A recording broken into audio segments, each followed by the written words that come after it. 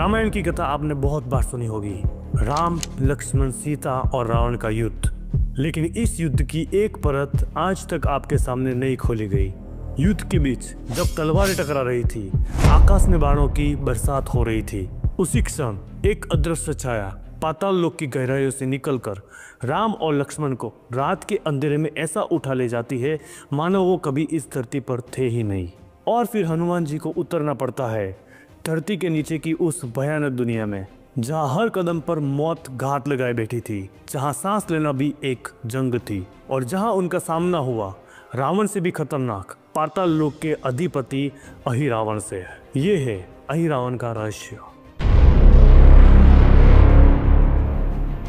वैसे देखा जाए तो वाल्मीकि रामायण में ये घटना नहीं मिलती, लेकिन बंगाल, ओडिशा और तमिल परंपराओं में एक अलग कथा सुनाई जाती है। उन कथा के हिसाब से रावण का एक भाई था अहिरावण, या कुछ जगह पर उसे महिरावण भी कहते हैं।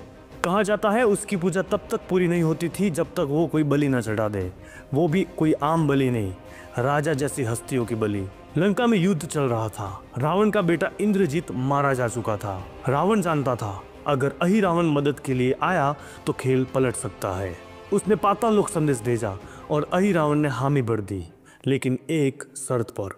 मुझे राम और लक्ष्मण चाहिए, वो भी जिंदा, मेरी देवी को बलि चढ़ाने के लिए। जब विभीषण ने ये बात सुनी तो राम को चेताया, वो छलिया है, उसका जादू किसी को भी धोखा दे सकता है। जब हनुमान ने ये सब सुना तो उन्होंने तुरंत कसम खाई।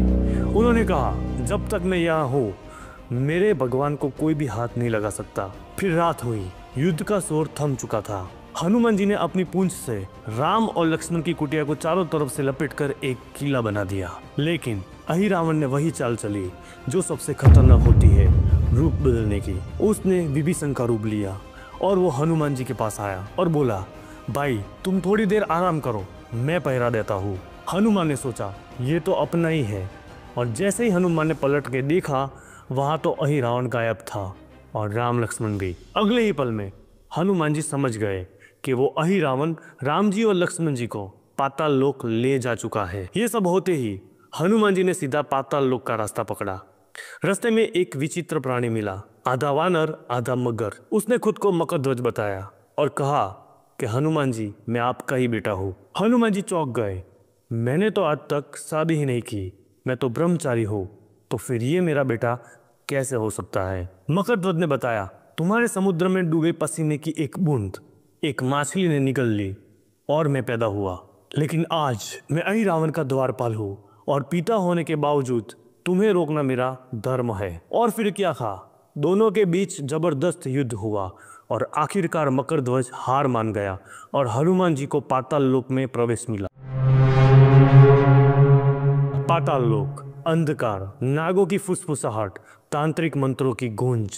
अहिरावण का महल काले पत्थरों से बना हुआ था। बीच में एक विशाल वेदी जहाँ राम और लक्ष्मण कमल के फूलों पर बिठाए गए थे। चारों तरफ दीपक जल रहे थे और बलि की तैयारी शुरू हो चुकी थी। लेकिन विभीषण ने पहले ही हनुमान जी को बता दिया था कि अहिरावण को मारना आसान नहीं है। जब तक 5 दिशाओं में जल रहे 5 दीपक एक साथ ना बुझ जाए तब तक वो अमर रहेगा।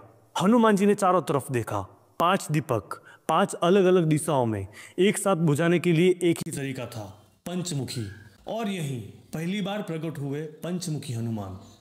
पूरब में हनुमान, पश्चिम में गरुड़, उत्तर में वराह, दक्षिण में नरसिंह और ऊपर हयग्रीव। 5 मुखों ने एक ही पल में 5 दीपक बुझा दिए और उसी क्षण हनुमान जी ने अहिरावण का सिर धड़ से अलग कर दिया। राम जी और लक्ष्मण जी के बंधन टूट गए। हनुमान जी ने उन्हें अपने कंधों पर बिठाया और पाताल लोक से सीधा रणभूमि में वापस ला दिया। रावण को पता था कि उसकी सबसे खतरनाक चाल भी हनुमान जी के सामने बेकार साबित हुई। दोस्तों, अहिरावण की ये कहानी हमें 2 बातें सिखाती है।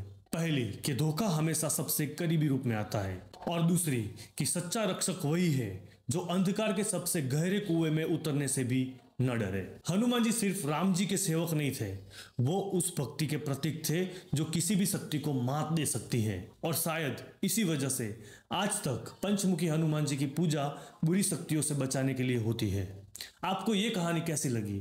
अगर अच्छी लगी हो तो वीडियो को लाइक जरूर करना। मिलते हैं नेक्स्ट वीडियो में, तब तक के लिए गुड बाय।